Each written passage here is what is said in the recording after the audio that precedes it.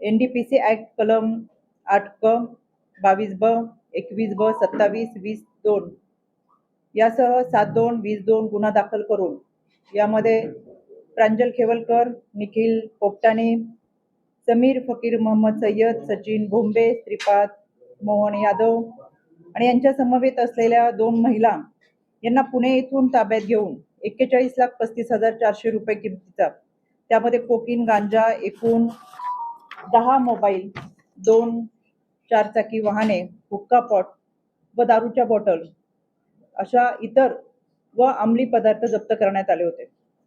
यामध्ये प्रांजल खेवलकर यांच्या इंद्रप्रस्थ सोसायटी हडपसर पुणे येथील घरातून जो मोबाईल जप्त केला होता, त्यामध्ये सायबर तज्ञ यांच्या माहितीने तांत्रिक विश्लेषण करून तपासणी केली असता या मोबाईल मधील हिडन फोल्डर मध्ये महिलांसोबत असलेले चॅटचे स्क्रीनशॉट, पार्टीचे फोटो, व्हिडिओ तसेच महिलांचे नग्न व अर्धनग्न फोटो व काही अशोभनीय कृत्यांचे व्हिडिओ हाती लागले। या मोबाईल मध्ये जे व्हॉट्सअप चॅट करण्यात आले त्यामध्ये एकूण 7 मुली आढळून आल्या। या मुलींची नावं, 7ही मुलींची नावं आरुष या नावाने सेव्ह केलेली होती। म्हणजेच आरुष या नावाची व्यक्ती या मुलींचं ह्युमन ट्रॅफिकिंग करत होते आणि या व्हॉट्सअप चॅटवरून आरुष याने या मुलींना पार्टी करता लोणावळा आणि पुणे येथे बोलवल्याचं लक्षात आलं।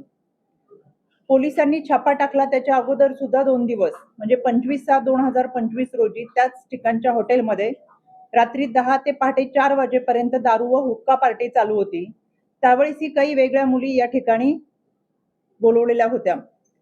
यामध्ये प्रांजल खेवलकर यांच्या चॅटचे अवलोकन केले असता यामध्ये महिलांसोबत आपत्तीजनक चॅटिंग असून मुलींसोबत सिनेमामध्ये शूटिंग करण्याच्या निमित्ताने संपर्क साधलेला आहे।